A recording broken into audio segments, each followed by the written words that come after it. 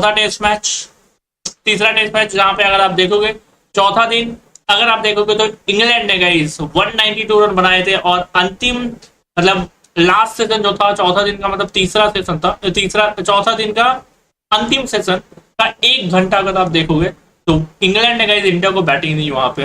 हालांकि वैसे भी बोल सकते हो कि इंडिया ने इंग्लैंड को ऑल आउट किया, क्योंकि इंग्लैंड ने डिक्लेयर नहीं किया था, इंडिया ने ऑल आउट किया था इंग्लैंड को 192 पे, जहां पे इंडिया की अंतिम सेशन में बैटिंग आ गई। अंतिम सेशन का 1 घंटा इंडिया की बैटिंग आ गई। वहां पे अगर आप देखोगे तो इंडिया ने गाइस 58 रन बनाए हैं 4 विकेट के नुकसान पे। 58 रन वहां पे इंडिया ने बनाए हैं 4 विकेट के नुकसान पे, और कहीं वही चीज इंडिया को भारी तो नहीं पड़ गई। जी हाँ, कहीं वही चीज इंडिया को भारी तो नहीं पड़ गई, क्योंकि 4 विकेट अगर आप देखोगे तो वो बहुत क्रूशल विकेट थे उस टाइम पे। अगर आप देखोगे यशस्वी जायसवाल का वहां पे विकेट ऑलरेडी मिल चुका था।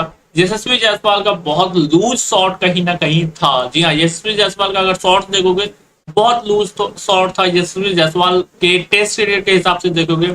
और हालांकि मैंने पहले भी आपको बताया कि यशस्वी जायसवाल के साथ ये कहीं ना कहीं प्रॉब्लम है। इस सेकेंड इनिंग में यशस्वी जायसवाल का बैटिंग हमें उतना खासा अच्छा देखने को नहीं मिलता है।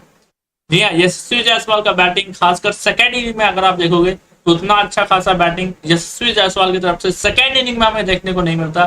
फर्स्ट इनिंग फिर भी सही होता है, लेकिन फर्स्ट इनिंग में अगर आप देखोगे तो प्रेशर नहीं होता है।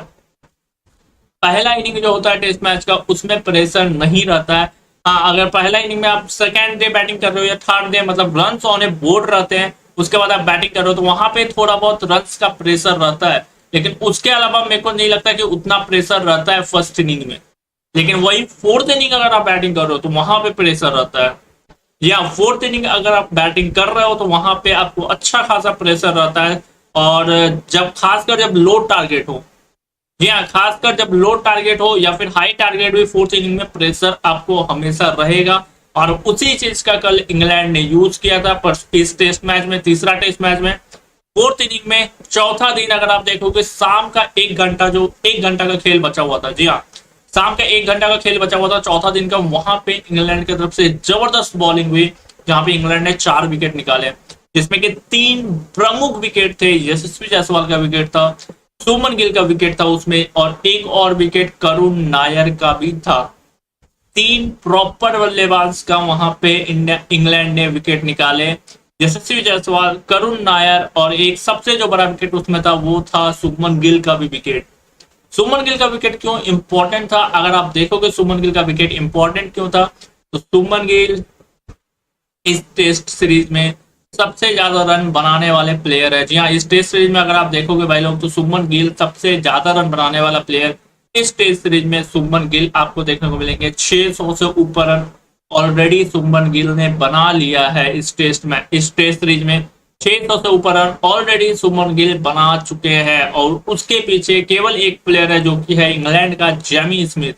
जेमी स्मिथ 400 से ऊपर रन ऑलरेडी बना चुका है, विकेट कीपर है इंग्लैंड का, उसने 400 से ऊपर रन वो भी बना चुका है। बट सुमन गिल गाइस 600 से ऊपर रन ऑलरेडी बना चुका है। और अगर देखोगे हिस्ट्री तो एक सीरीज में हाईएस्ट जो रन है वो 900 कुछ रन है, शायद सर डॉन ब्रैडमैन का है, सर डॉन ब्रैडमैन का है जो कि 900 कुछ रन हाईएस्ट। तो सुमन गिल वो रिकॉर्ड भी तोड़ने के करीब है। जी हाँ, कहीं ना कहीं सुमन गिल वो रिकॉर्ड भी तोड़ने के करीब है। तो वो एक बोल सकते हो बहुत बड़ा विकेट था इंग्लैंड के लिए जो अंतिम सेशन में मिला था उस दिन।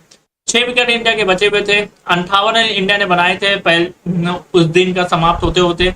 अगला दिन 135 रन चाहिए थे कुछ इंडिया को, और 6 विकेट हाथ में थे। वहां से भी इंडिया आराम से जीत सकती थी अगर आधा घंटा वो 35 रन 1-1.5 घंटा वो बनाते बिना विदाउट विकेट लॉस, तो कहीं ना कहीं इंग्लैंड वहां पे फिर गेम लीव भी कर देती, छोड़ देती। लेकिन वहां पे पहला 2-3 ओवर में 2 बड़ा विकेट इंग्लैंड को मॉर्निंग में मिला, जिसमें कि ऋषभ पंत क्लीन बोल्ड किया गया जोफ्रा आर्चर के द्वारा। जी हाँ, जोफ्रा आर्चर के द्वारा ऋषभ पंत को क्लीन बोल्ड किया गया, और बेन स्टोक्स ने वो विकेट लिया जो सबसे अहम था उस क्रूसल में, केएल राहुल का विकेट। जी हाँ, बेन स्टोक्स ने वो विकेट लिया जो कि सबसे अहम था उस टाइम पे।